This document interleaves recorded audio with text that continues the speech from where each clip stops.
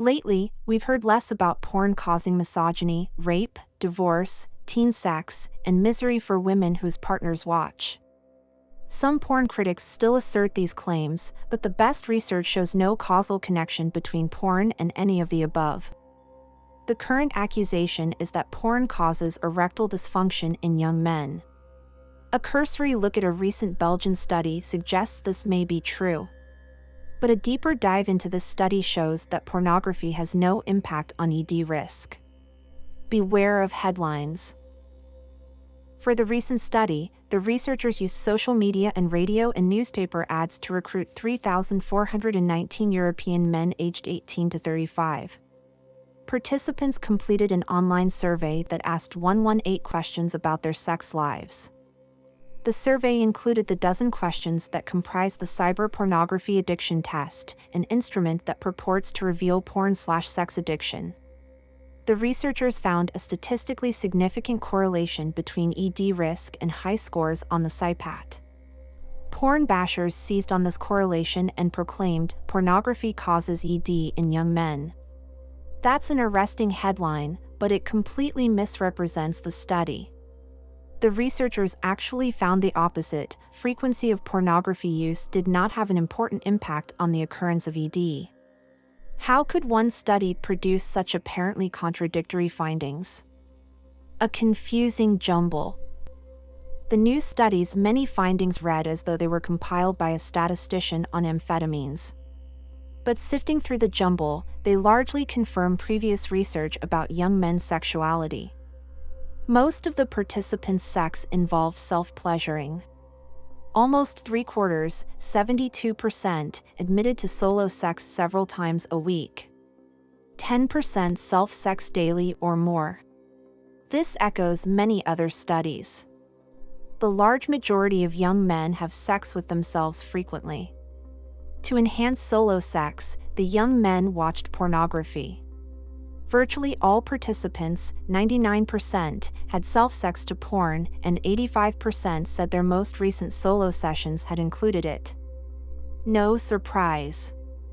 Many studies corroborate this.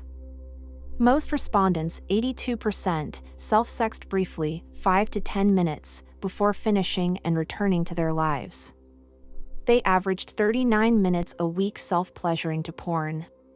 This is consistent with statistics published by Pornhub, one of the world's largest porn sites. Pornhub says 70% of its audience spends less than 10 minutes per visit.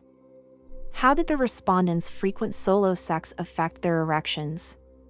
The researchers concluded, "We found no evidence that masturbation frequency had any effect on ED. But other lifestyle and relationship factors did." As smoking and drinking alcohol increased, so did ED. Smoking causes arterial damage that reduces blood flow into the penis. Less blood means weaker erections. Alcohol impairs the nerves involved in erection. It's the world's leading drug cause of ED. Erection problems were rare solo, but during partner lovemaking, 1/5 of couple participants, 21%, reported some ED, usually to a modest degree.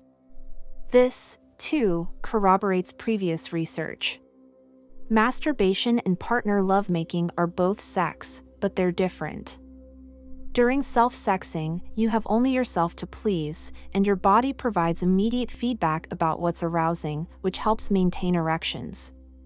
Partner sex is more complicated. It requires often contentious negotiations about sexual repertoire and frequency. Compared with masturbation, partner sex requires more effort, which may cause chronic stress. As stress increases, so does the risk of ED. Many studies show that ED is more of a problem during partner sex than solo sex. Compared with those in committed relationships, men in new relationships reported slightly more ED. New relationships can be fantastic, but they're also stressful. What about porn and ED? The researchers concluded frequency of pornography use did not have an important impact on ED. Contradictory findings? At first glance, this study's results appear contradictory. The researchers found a significant correlation between ED risk and high scores on the cyberpornography addiction test, but no association between ED and porn. Actually, there's no contradiction, just the fallacies behind the notion of porn sex addiction. Advocates of the addiction model claim that for many, sex produces guilt, shame, and compulsive sex, notably self-sexing to porn. In fact, it's neither sex nor porn that produce this guilt, shame, and compulsivity, but rather cultural sex-negative forces that demonize all sex outside heterosexual marriage. When men raised in sex-negative environments do what comes naturally, i.e., self-pleasure frequently to porn, they experience substantial stress. I'm going to hell. That stress is often sufficient to raise the risk of ED. As mentioned, the study included the cyberpornography addiction test, one of several assessment tools that claim to reveal porn sex addiction. Actually, what they show is sexual shame caused by a sex-negative upbringing. The researchers called the SIPAT validated. That means it reliably reveals sex-related guilt. But none of these tests reveal porn/sex addiction. It doesn't exist. It used to be a recognized diagnosis, but that ended in 2013 when the American Psychiatric Association's Diagnostic and Statistical Manual deleted sex addiction as a diagnosis. The manual's fourth edition listed hypersexuality, also known as sex addiction, as a mental health disorder. But during the decades since 1994, sex researchers have published many studies on sexual desire. This literature shows that normal libido varies from none to wanting sex more than daily.